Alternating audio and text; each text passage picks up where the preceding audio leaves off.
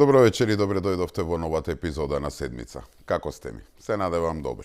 Вака така и ве стигнавме до половината на месец јуни. Заврши учебната година, поминаа матурските и полуматурските прослави, се полагаше државниот испит, малку по малку се намалува и метежот по улиците. Иако времево надвор е целосно полудено и не се чувствуваме како да е јуни, сепак полека влегуваме во летото. На тоа не потсети и пожарот во близина на Штип.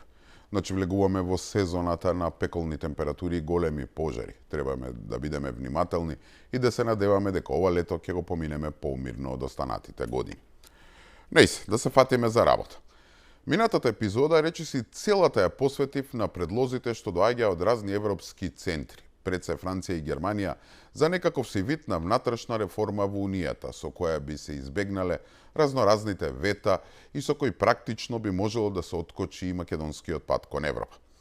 И тука голем дел посветив и на објаснување на преговарачката рамка, барањето за промена на уставот и клучното, каква е улогата на тој фамозен втор протокол и зошто тој представува еден вид на јамка врзана околу вратот на Македонија. И да бидам искрен, оваа недела сакав да одберам некоја друга тема за која ќе разговараме, но како што гледам, полека, како печурки почнаа да се појавуваат разни структури кои на многу вешт начин се обидуваат да ја релативизираат целата работа, посебно улогата на протоколот, со цел да се влијае на јавното мислење. И тука не мислам на Венко Бугари Устав Филипче. Тој нема таков капацитет. Освен да ја повторува истата мантра, Бугари Устав, Бугари Устав, Бугари Устав, тој ништо друго не знае да каже. А и да каже, ќе истресе глупост од типот Бугарија не го негира македонскиот идентитет. Значи не мислам на него. Туку на одредени структури, кои се веројатно потпомогнати или насочени од надворешни сили и влијанија, чија цел е да се ровари меѓу македонците и да се скрши отпорот на народот, и така да се влие и врз владата за уставните измени. Зборувам за многу вешти обиди кои доаѓаат од разни страни, па дури и преку емисии на националната телевизија, кои патем се финансирани од народни пари. Значи, прашањево не е беззначајно. Напротив, станува збор за дебата околу тој протокол, кој иако е нели ништовен документ, сепак веќе 4 години суштински го определува текот на македонските интеграции и чие спроведување е директно поврзано со напредокот на државата кон Европската Унија. Така што ризикувајќи да се повторувам, сепак и оваа епизода ќе морам да зборувам главно на оваа тема. Да тргнеме од почеток. Прво, дали на Македонија, за разлика од Црна Гора, Албанија, Србија, Украина и Молдавија, и се поставени вонредни услови кои мора да ги исполни за да може да напредува? Одговорот на ова прашање е многу едноставно. Да, од Македонија се бара изричито да ги имплементира билатералните договори со Грција и Бугарија како дел од критериумот од процесот за стабилизација и асоциација за добрососедските односи, но и голем дел од дополнителните барања од страна на Бугарија, кој нели сега се составен дел на заклучоците на Советот на Европската Унија, на општата позиција на Европската Унија и на преговарачката рамка, а со тоа и на пристапните преговори. Главен услов го знаеме, менување на уставот и ставањето на бугарите во преамбулата. Во таа насока сакам да споделам со вас еден интересен факт за кој не знаев и случајно го видов на социјалните мрежи. Имено видов оваа слика и искрено не можев да поверувам. Па земав поединечно за секоја земја да проверувам и излезе дека податоците се речиси точни. Имено ова се бројките на граѓани кои на официјалните пописи се изјасниле како бугари во државите кои се во процес на преговори за членство со Европската Унија. Украина, Молдавија, Србија и Албанија, Романија, која знаеме веќе полноправна членка, и секако Македонија, која е блокирана. Во ниту една од нив, бугарите воопшто не се споменати во устав, ниту пак Бугарија тоа го бара од нив, иако со некој и се граничи. Македонија е единствената држава блокирана на патот кон Европската Унија исклучиво поради овој услов. Како што можете да видите или сами ако сакате проверете на Google, еве не гледате тука, бројот на бугари во тие држави е далеку поголем отколку тој кај нас. Колку и да тврдат Радев и компанија дека имало 200 или 300 илјади македонци кои зеле бугарско државјанство, па затоа треба да се сметаат за бугарско малцинство, тоа луѓе не е официјална бројка или статистички податок, туку обична политичка конструкција со голема доза на националистичка шпекулација. Значи, за разлика од другите земји кандидати, за Македонија има дополнителни услови кои се надвор од копенхашките критериуми. Сега, второто прашање. Дали протоколот е дел од преговарачката рамка и дали од него зависи патот на Македонија кон Европската Унија? И покрај тоа што многумина се дрзнува дури и ова да го негираат, сепак фактите говорат друго. Да бидеме искрени, формално протоколот не е споменат директно во преговарачката рамка, како документ, но тоа е дел од преговарачкиот процес. Имено протоколот е поврзан со договорот за добрососедство, односно преку членот 12 од договорот, каде нели се поставени редовните годишни средби и прегледи на заедничката меѓувладина комисија, која треба да ги разгледува извештаите на народски крстената историска комисија. И сето ова е дел од заклучоците на Советот на Европската Унија од 18 јули 2022 година, како и од воведната изјава на Европската Унија при одржувањето на онаа прва меѓувладина конференција меѓу Македонија и ЕУ. Исто така, како прилог кон патоказот за владење на правото, акцијскиот план, покрај меѓународните норми за заштита на малцинствата, ќе треба да вклучи и делот содржината на овој протокол. И тоа оној дел за заштита на правата на припадниците на малцинствата, вклучувајќи на полето на недискриминација, борба против говор на омраза, образованието, вклучително и наставните планови, програми и наставни средства. Или попросто, протоколот влегува преку акцијскиот план како прилог кон патоказот за владење на правото и ќе следи судбината на кластерот фундаменти, кој ќе се отвори прв и ќе се затвори последен, при тоа исполнувајќи ги сите наметнати одредници на отварање на кластерот. Времени одредници за динамизирање на пристапниот процес и на крајот одредниците за затварање на кластерот фундаменти, а со тоа и на пристапните преговори во целина. Значи, тој многу вешто е вметнат во клучниот кластер фундаменти, кој реков, прв се отвара и последен се затвара, а во текот на преговорите цело време ќе се оценува постигнатиот напредок. Впрочем, нели, токму во тој протокол е и клучниот услов за ставање на бугарите во уставот. Технички станува збор за обичен записник од средба меѓу двајца министри кои не може во никој случај нели да произведуваат толку тешки последици, па и правни последици. Тој не е усвоен од ниту една македонска институција, ниту на седница на влада, ниту во собрание. Никаде. И впрочем, токму затоа пред Уставниот суд нели има иницијатива со кој се оспорува овој документ, кој не е документ. Тоа е записник од состанок луѓе, кој би требало да служи за евидентирање на дискусијата, ставовите и донесените заклучоци, односно да представува едно сведоштво за она што било разговарано на таа средба. Но, и тоа е едно големо но, во протоколот од 2022 година не стои само што било разговарано, туку во него стои што Македонија треба да направи во него. Се утврдуваат рокови, во него се пропишуваат обврски, во него се дефинираат очекувани резултати, во него се предвидуваат механизми за следење на нивното исполнување. Имајќи го предвид, ова парче хартија за нас веќе не е класичен записник. Посебно затоа што тогашната влада на СДСМ и ДУИ дозволија тој да стане дел од преговарачката рамка, нели објаснив пред малку. И на некој начин стана обврзувачки за Македонија. Така што искрено мислам, дури Уставниот суд да пресече, тој сепак како дел од рамката која е веќе усвоена, ќе биде задолжителен. Тоа е тоа предавство кое го направија СДСМ и ДУИ во 2022 година и кое сега ни виси како демолков меч над сите нас. Така што формално може да се нарекува протокол, записник или меморандум, но суштински тој прерасна во политички инструмент кој директно влијае врз македонскиот европски пат. Вистинската политичка тежина на протоколот не произлегува само од неговата содржина, туку и од фактот што преку преговарачката рамка неговата имплементација нели стана составен дел од процесот на пристапување на Македонија во Европската Унија. И многу важно, кам преговорната рамка има неразделна част и това е протокола, подписан между двете държави. Това, което е много важно е, че в протокола, който днеска беше подписан, има вече конкретни срокове.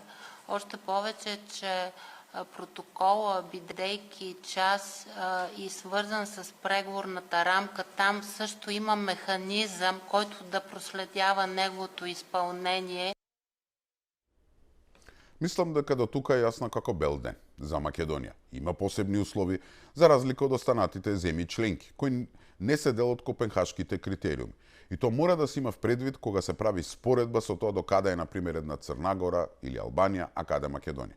И второ рековме фамозниот протокол, кој е еден обичен записник, сепак на многу веш начин стана дел од преговарачкиот процес и прерасна во политички инструмент кој директно влијае на македонскиот европски пат. Сега, пред да навлеземе, што се бара од нас во тој протокол, да се обидам да објаснам што значи главниот предуслов. Ставањето на бугарите во уставот. Упорно не убедуваат дека ставањето на бугарите во преамбулата не значело ништо и дека ништо страшно немало да се смени. токму спротивното.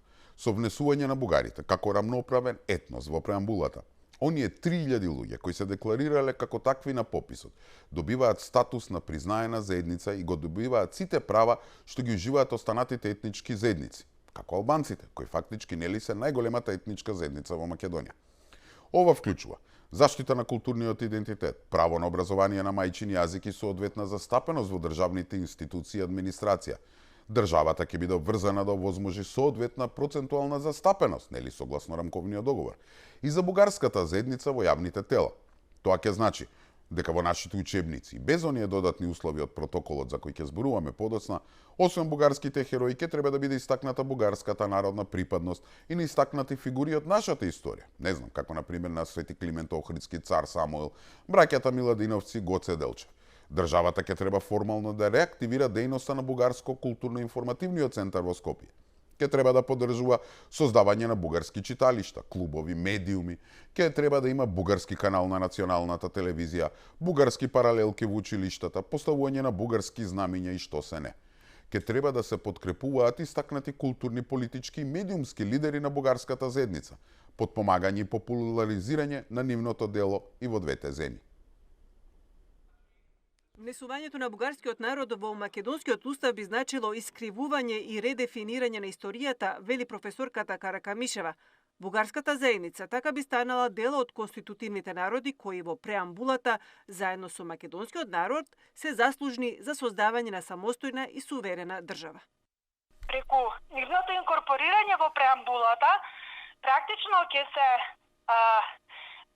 се укаже потребата дека тие учествувале и во Крушевската република, и во создавањето на одлуките на АСНОМ, односно прогласот на АСНОМ според уставните амандмани од 2019, дека се дел од референдумот на 8 септември 1991 година, што значи дека тие заедно со другите делови од народите практично ја создале, ја конституирале Република Македонија како самостојна суверена држава, што по мене е една голема политичка, длабока политичка потреба за инфилтрирање на бугарите како дел конститутивен фактор на македонската уставна и национална историја. Но барањето на Софија за вметнување на бугарите во уставот има и друга, практична дименсија, вели професорката. Тоа е јадицата на која се залепија припадниците на бугарската заедница во Македонија, со одветна застапеност во државната власт и јавните институции или со други зборови, вработување по етнички клуч. Прифаќањето на бугарската заедница како дел конститутивен фактор на создавањето на македонската држава, бидејќи ќе биде дел од преамбулата, практично бугарите ќе имаат право на соодветна и правична застапеност во сите органи на државна власт и на сите нивоа во јавните институции, локални и централни. Значи, ова е само дел од тоа што ќе значи ставањето на бугарите во уставот. И не само тоа. Напредокот на ова поле за време на преговорите нема да го следи само Бугарија, туку Европската унија. Значи, ако не поддржиме некој клуб, не отвориме бугарски ТВ канал, не отвориме бугарски паралелки, тоа ќе биде неисполнување на условите од преговарачката рамка. И веројатно нема ни да треба бугарите да ставаат вето. Тоа едноставно ќе биде заклучок на Брисел во нивните извештаи за напредокот на преговорите. Значи, ништо нема да се смени ако бугарите ги ставиме во уставот, едноставно е чиста лага. Мислам дека и дотука се е јасно. Ајде сега да се фатиме со клучниот дел, во кој не убедуваат дека освен уставните измени нема да има дополнителни услови и уцени и дека без разлика што протоколот е дел од преговарачката рамка, ставањето на бугарите во уставот било последна пречка, дека останатите барања на Бугарија, како историјата и идентитетските прашања кои се составен дел од протоколот, не се дел од условите за Македонија. Во протоколот нема вординг на наметнување, на условување, туку има вординг на охрабрување.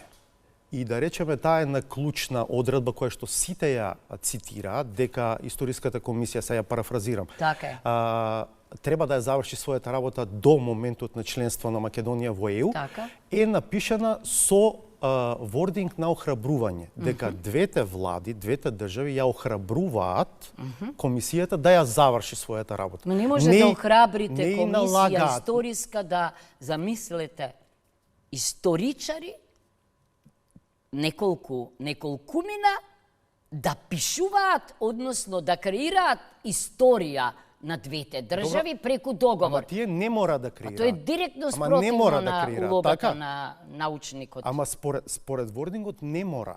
Па некој го внел тоа во последна година обједување. Знаете ли која е причината? Ама охрабрување не е условување, не е наметнување. Кога на почетокот зборувам дека има вешти обиди за минимизирање на условите од протоколот, пред се мислев на овој наратив кој новинарот од државната телевизија се обидува да го наметне, ако е поддржан и од други вакви кругови кои се залагаат за уставни измени.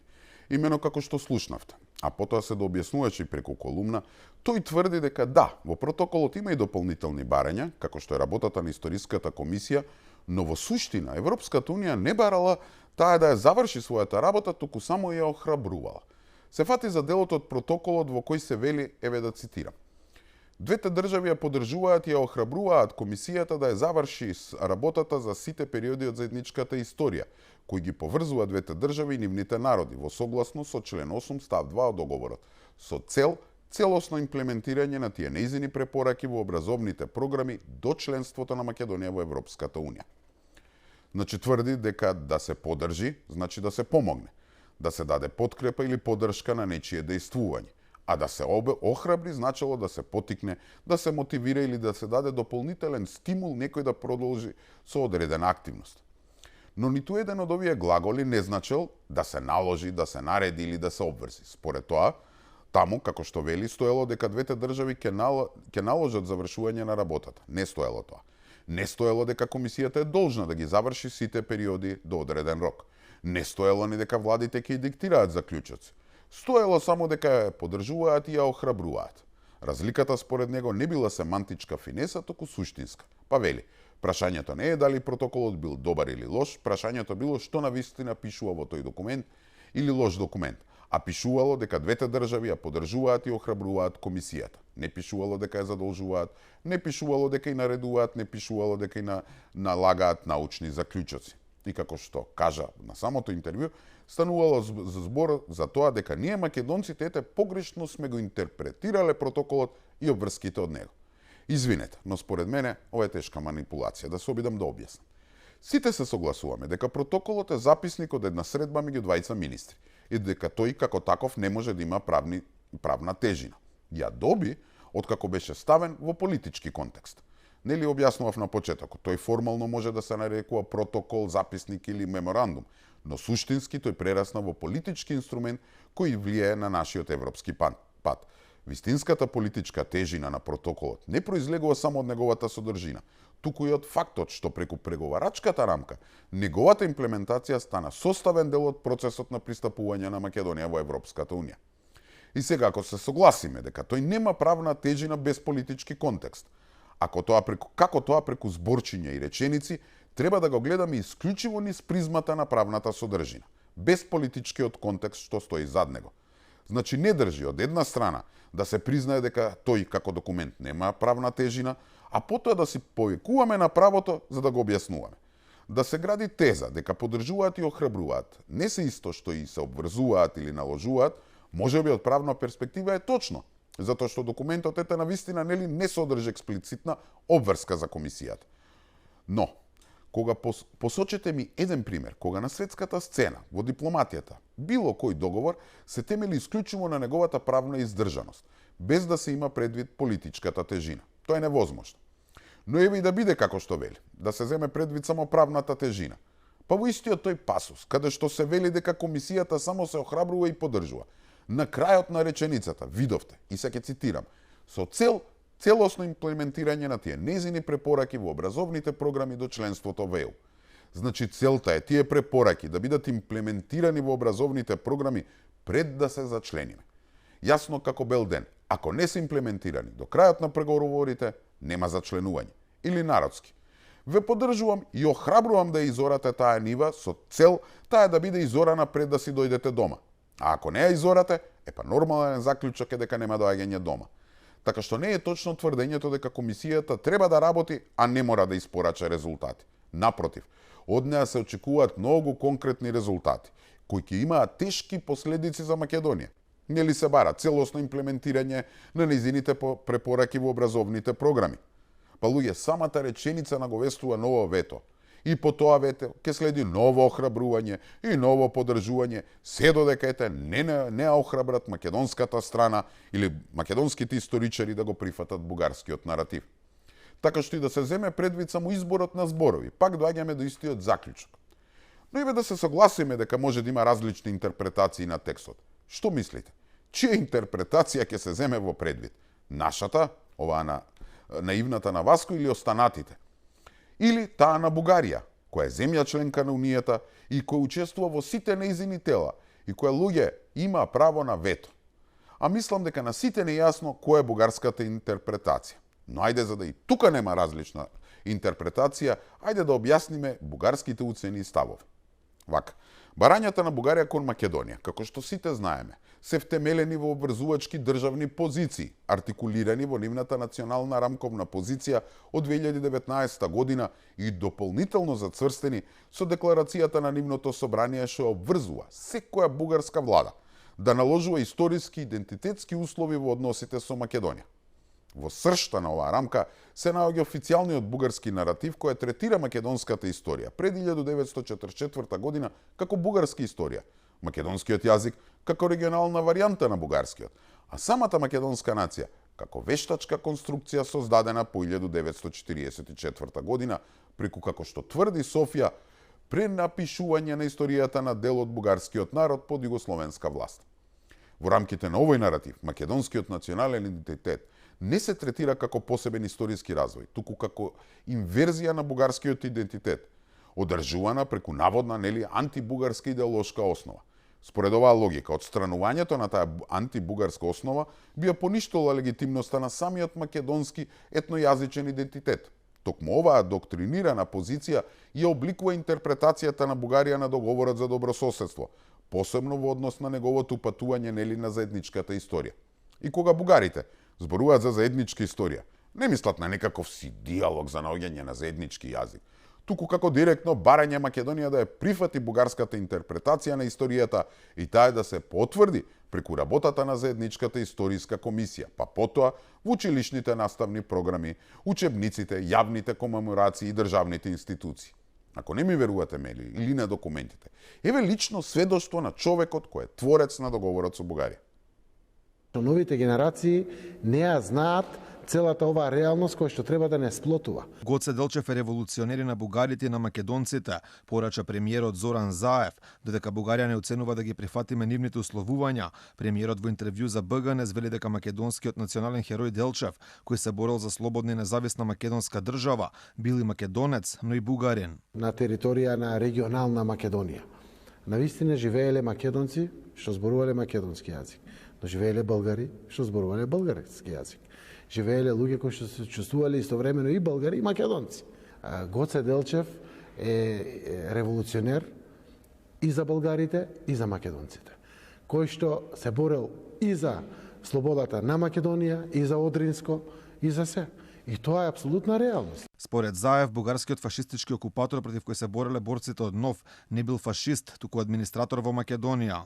Ние веќе, мислам дека има преку 20 на табли во државата сменето, каде што стои бугарски фашистички окупатор.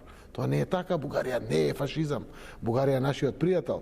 Имало некој пат некоја администрација во тој момент на почетокот. После тоа Бугарија се дига заедно со антифашизмот, се бори за слободата, за демократијата. Македонската историја според Заев е заедничка со Бугарија, потенцирајќи дека она што најмногу не спојува со бугарите е токму јазикот на кој говориме. Ние немаме споделена историја, немаме ни вкрстена историја, имаме заедничка историја. И тоа е заедничка. И таа историја од неа се создале и македонскиот и болгарскиот народ, и македонскиот јазик и болгарскиот народ. Може би нешто превагнува да биде повеќе македонско. Некаде превагнува да биде повеќе бугарско. Ама ако бидеме паметни, ќе го оставиме да биде заедничко. Заев во интервјуто за БГН го правдаше и председателот на Македонија Стево Пендаровски за изјавата дека Бугарија нема излезен од политиките на Тодор Живков. Вели шефот на државата не бил доволно искусен политичар како што е тој и не го мислел тоа што го кажал. Го памтите ова, нели? Што повеќе може да се додаде? Тоа е тој наратив. Вака ќе треба да ни изгледаат луѓе учебниците, државната политика. И не само што ветил, туку сега со вториот протокол, кој нели неговите наследници прифатија да биде дел од преговарачката рамка, работата на таа билатерална меѓувладина комисија и функционирањето на овој за бугарите, клучен инструмент за спроведување на овој договор кој го објаснуваше Заев, ќе оценува никој друг, туку Европската унија. Па велат, подобро да ја оценуваат европејците отколку бугарите. Боже Господе. Со тоа што работата на историската комисија ќе оценуваат европејците, луѓе, Бугарија нема да има потреба да става вето. Тоа ќе дојде од страна на Унијата. Зошто бугарите упорно ни викаат? Вие немате веќе проблем со нас, сега си имате проблем со Европската унија. И во право се. Поранешната влада го европеизираше овој обичен билатерален спор. И не е само работата на комисијата. Сите знаеме дека протоколот содржи елементи што излегуваат надвор од неговиот непосреден опсег и ја разоткриваат подлабоката структурна симетрија во односите меѓу двете држави. Таа симетрија произлегува од фактот што Бугарија ги поврзува своите очекувања од протоколот, особено во однос на историјата и идентитетот, со своето право на вето во рамките на Европската унија. И сега, откако го прифативме францускиот предлог и ја прифативме преговарачката рамка со додадените услови, како што е нели протоколот, Европската комисија е обврзана да известува за имплементација на заклучоците на комисијата на секоја меѓувладина конференција. А бидејќи секоја таква конференција нели бара едногласност, јасно ви е како ќе гласа Бугарија, ако не профункционира она во наводници охрабрување и поддржување на комисијата да постигне договор. Што мислите? Дали комисијата ќе ја прифати нашата, онаа наивна интерпретација или бугарската? И не само тоа. Вториот протокол е опасен не само поради начинот на кој во него е вграден асиметричниот билатерален притисок, туку поради тоа што е претвара условеноста во отворен процес, што може континуирано да се оценува, но никогаш конечно да се затвори. Преку претварање на нерешените историски идентитетски спорови во континуирано надгледувани процедурални обврски, протоколот го претвара научното несогласување во постојан тест на политичка усогласеност. Наместо да функционира како пат кон диалог за прашањата од билатерална природа, тој вградува отворена евалуација нели до членството во ЕУ, создавајќи форма на условеност што може неограничено да се оценува, но не може конечно да се исполни без прифаќање на бугарската доктринирана рамка. Затоа реков дека целата таа теза за бирање зборчиња и различни интерпретации за мене е тешка манипулација. И таа не завршува тука. Ни продаваат и приказки деме како предпоставиме дека ете утре магично исчезнал и вториот протокол и сите референции за него во преговарачките документи, дали со тоа ќе исчезнал проблемот меѓу Софија и Скопје, дали ќе исчезнеле различните погледи кон историјата, дали ќе исчезнеле несогласувањата околу идентитетот, јазикот и историското наследство, па ни велат, се разбира дека не, документите не биле коренот на проблемот, тој е деценијски и ќе останал. Документите само се обидувале да го менаџираат. Извинете, но ова не е аргумент за да се направат уставните измени, туку токму спротивното. Ако несогласувањата околу идентитетот, јазикот и историското наследство нема да исчезнат и без договори и протоколи, тогаш побогу, зашто да ги спроведуваме? Зашто да ги правиме уставните измени, ако и потоа Бугарија продолжува да не оценува? Зашто да го спроведуваме протоколот ако и по него Софија продолжи да мава по нас се додека не исчезнеме? Нема логика, нели? Второ, луѓе го има бебе лошото искуство од Преспанскиот договор и промената на името. Како и тогаш, така и сега не убедуваат уште ова и готово. Ајде барем грците се држаат до своето. Бугарија не ни крие дека уставните измени не се крајот на ужасот, туку само почеток на еден ужасен крај. Македонија презема обврски кои мора да ги исполни, порача бугарската претседателка Илијана Јотова во првото јавно обраќање по средбата со претседателката Гордана Селјановска-Давкова во Софија. Според Јотова, преземените обврски не се однесуваат само на внесувањето на бугарите во уставот, туку и на целосната примена на договорот за добрососедство и протоколите што произлегуваат од него. Пред бугарските медиуми Јотова нагласи дека меѓународните договори подпишани од Македонија се обврска, без оглед која влада ги склучила или кој е на власт во моментот. Част от тези ангажименти са свързани с признаването и вписването на българската общност в Конституцията и съответните текстове в целия конституционен текст, както и преговорната рамка, която включва договора за добросъседство и протоколите към него. За първи път в цялата си практика и политическа кариера срещам такова твърдение, че това споразумение от страна на Република Северна Македония, подписано от предишно правителство и от предишни политици, един вид то не е валидно за тях. Аз мисля, че всеки един международен договор се подписва от името на държавата и този договор и този подпис е достатъчно тежък. Дека покрај уставните измени Бугарија има и други барања кон земјава поврзани со протоколите и работата на историската комисија, посредбата потврди македонската председателка Силјановска-Давкова. Едно на обајцата ни стана јасно. Не се во прашање само уставните измени, туку се во прашање и други барања поврзани со протоколите што произлегуваат од работата на двете комисии, односно на историската комисија. Тоа е таа бугарска стратегија. Јавно зборуваат едно, а очи во очи друго. Пред Европа даваат изјави дека Бугарија немала дополнителни услови, само уставните измени, а на средбите со македонските државници си признаваат дека тоа не е се. Дека нивното влегување во преамбулата и отварање на уставот е всушност отварање на Пандорината кутија. Нели следуваат акцијски план, историска комисија, протоколи и 15 на други услови. И додека тука кај нас ни раскажуваат приказки дека станувало збор нели за недоразбирање, односно некое си различно толкување на протоколите, за некакви охрабрувања и поддржувања, луѓе самите бугари велат, работата на историската комисија е од суштинско значење. За нив Гоце Делчев е бугарин, Илинденското востание е преображенско востание. Македонија е Титова творевина и да не продолжувам понатаму. И морам да признам дека во едно се согласувам со бугарите. Ниту едно од овие барања не е ново. Како што ви објаснив, ова е нивна државна политика со децени. И токму на сето ова се согласи Македонија, односно Заев, Ковачевски и Османи, а сега тоа го турка и Филипче. Само што им требаа на Европа 3-4 години за да го видат тоа. За тоа колку се забегани, бугарските мотиви говори веста на пример од неделава дека некој на Бугарија изалепил вето за нивната монета од 2 евра, односно вето за нивниот обид луѓе да ја побугарчат кирилицата. Имено планираната бугарска комеморативна монета од 2 евра, на која стои подпис бугарската азбука, се соочила со неочекувана пречка во институциите на Унијата. Една земја од еврозоната поднела формален приговор на предложениот дизајн, поради тоа постапката е запрена. Монетата требало да биде издадена во втората половина од годинава. Бил планиран тираж од 1 милион примероци. Сепак, без целосна согласност од земјите членки, проектот не може да продолжи во сегашната форма.